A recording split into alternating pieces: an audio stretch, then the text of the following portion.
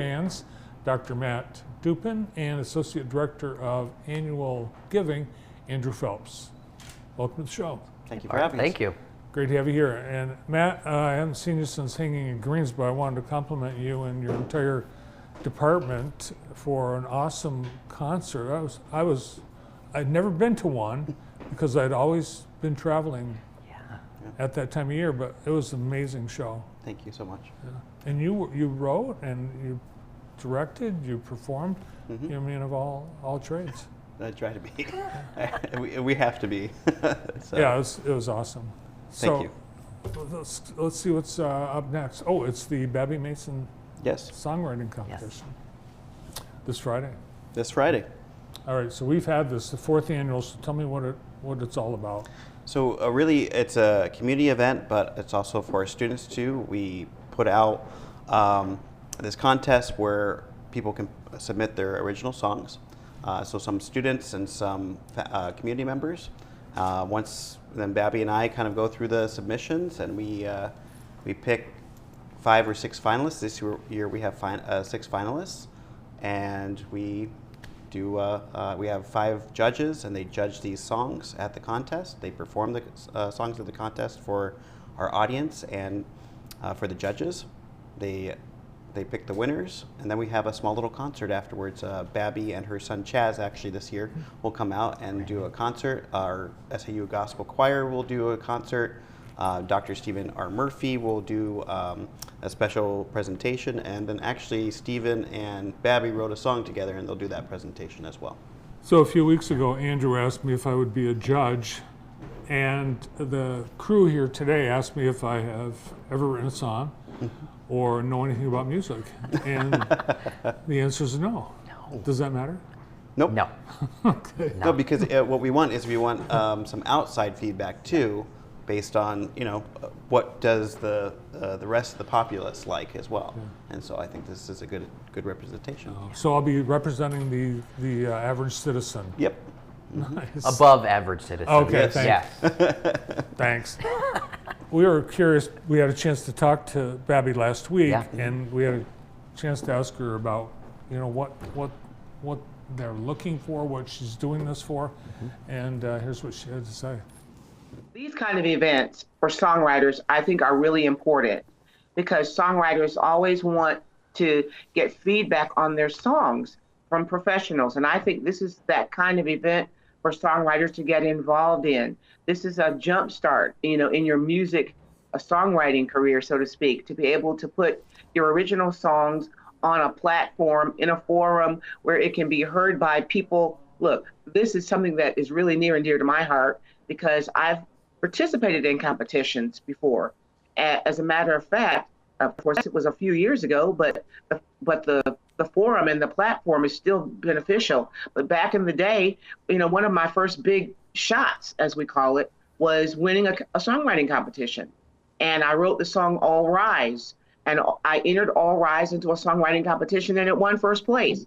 And that opened me up to some really great exposure with other songwriters and publishers and people in the music industry, and it gave my song exposure, and it gave me exposure as a singer and as an artist. So this kind of event can really, I think, move your songwriting and your singing career forward, a few notches, I think.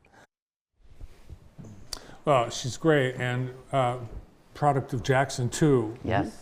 And Sprigarby, you guys are pretty proud to have her as an alumna. Very, and she's part of our board, and so she's just a great person to have on our team. So, and she does so much for our students as well. So you've already reviewed the submissions. Are we going to have a tough time as judges? It's a tough. They're all very good songs. So being a songwriter and then having to perform it, that's extra pressure because as a songwriter, you not necessarily need to be a performer. So how do you factor in that in this competition? Well, we're judging the song. The performance does matter, but again, because that's the only time that these judges are going to be hearing it. So some people choose to have other performers perform their song. that happened last year with one of our songwriters got sick, and he had someone else sing his song, and he actually won the contest. So I don't know if that was a factor, but it was a good song. So John Girton is a great songwriter. So yeah, I don't think it matters really, but just as long as the performance of the song is good. Are we looking for the next Babbie Mason? Well, no one can replace Babbie, but we certainly would love to see somebody take their talent and use that to impact the world the way that Babbie has. She's done remarkable things in her career and been such a great sharer of Jesus, and used her music to bring joy to so many people. That's what she loves to do. And certainly that's what we are trying to encourage in our students as they continue to write songs and go out and make this their career. Yeah, the best part about the thing I'm looking forward to is hearing Babbie and Chaz perform. Yes. Because obviously they're awesome. Yes. Then we've never had Chaz perform before. It's actually going to be his first time on campus, so we are very excited to have him as a special guest this year too. Yeah. Are the competitors students? Where do they come from? So we have a mix. We had several students submit, and 2 of the students made the finals. And then we have 4 community members that wrote songs. Oh, neat. So yeah. Last year's winner, John, as Matt had mentioned, was a staff member, so anybody from the SAU community and the Jackson community is open to submit a song when the submissions are open each year. Well, I think you've got several people on the staff that have written songs. And in fact, at Hanging of the Greens, we heard some of that. Yeah, Dr. Murphy actually wrote Dr. Stephen Murphy wrote a song for choir, and he directed that at the Hang in the Greens. So That was awesome. What will the winner or winners be getting in this competition? they get a Great cash. Always a good question. Well, they get a cash reward or award for it, and it's tiered based on first, second, and third. We even have an audience choice. Yeah, as which is well. awesome. So So we'll have a live QR code, so those participating can scan that, and then they can pick which one is their favorite. And so we'll have a little prize for that one as well. The evening includes a workshop before the competition. Is there opportunity to still get into that, or is it also? yeah, so the workshop is open to the public. It starts at 11:15. It's in our Smith Music Center, so in the band room, and then she'll be doing a presentation, working with some of our students. But you're welcome to come. I think I invited all of the finalists and all the people that submitted to come as well. But it's a great way to kind of get some one-on-one experience and how Babbie crafts her songs. So. And the whole thing's free. Yep. Yeah. But you're in the Ralph Carey Forum, so there's only so much room. Right. What's the is. process of getting your space secured for Friday night? So we've loved seeing this event grow over these last few years, and just the amount of people that come out to support the students, to support anybody who's writing the songs, and just our campus community coming out to watch as well has been a ton of fun. So we do have limited space in the RCF, as you mentioned. So this year we actually are going to have some overflow seating down in the Student Center in our Cougar Den as well. So everything will be live streamed there. So we are not running out of room, and actually we have to start brainstorming what's next because it's grown so much. So that's an exciting thing. Matt, have you learned anything, for songwriting and having Babbie come and perform and do her workshops? Yeah, she's just she's very unique and inspiring to the students and to all the. This year she wrote an adjudication sheet for each and every one of the submissions, and we sent that back to them and said thank you for your submission, even if they didn't make the finals. So it's just a really great way that she's giving back to the community, and I learn every time I work with her, so I enjoy it. Well, I know you have a lot of students in performance and in music ministry. That's got to be great, just knowing that Babbie is part of the university and stays so connected and so close. Yeah, and she does teach. So she usually teaches 1 or 2 students each semester, and she takes them through the next level. And usually they're scholarship recipient. This semester we don't have a scholarship recipient, but last semester we did. So she worked one-on-one with that student. So. Yeah, before today's show, Andrew asked if I had any music background. I was afraid I was going to get fired as a judge. So hopefully we cleared that up. No experience necessary. Yeah. How about you? Do you have a music background at all? You know, I've done some vocal work. High school and college, did some time in choir. Always enjoyed that, have a lot of fun. I think that is always something I wish I had done growing up, was play an instrument.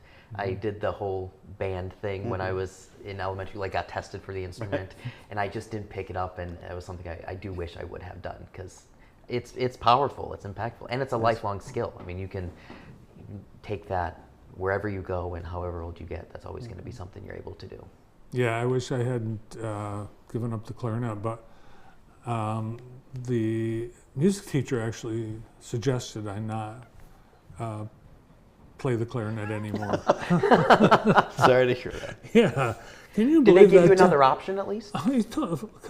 Tell a fourth grader, just this isn't for you. I couldn't believe it. Oh man, Yeah. no. But he was right.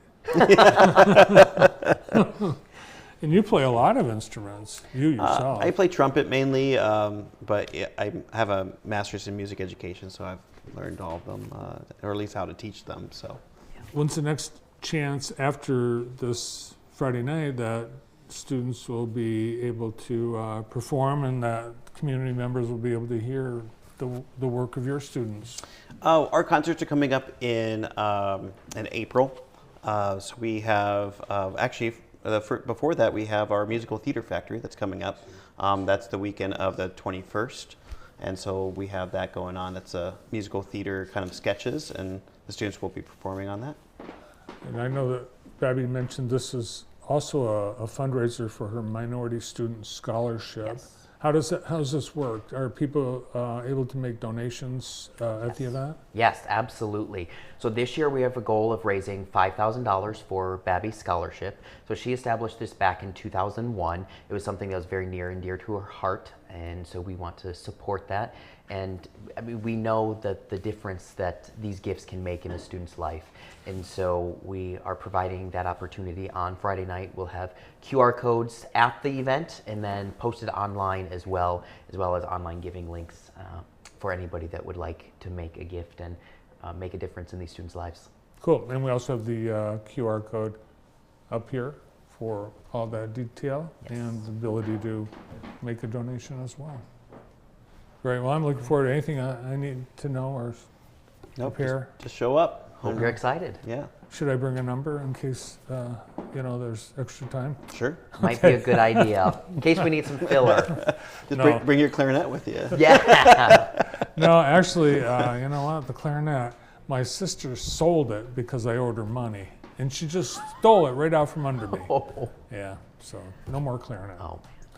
Well, I'm sure there'll be plenty of talent. You won't need me on Friday night for that. But I'll look forward to seeing you both Friday. So we are excited to have you. Yeah. Yeah. Well, thanks for asking. I'm honored to be part of it. And we'll see you at SAU on Friday night. Thanks to Matt Dupin and Andrew Phelps from Spring Arbor University. We've got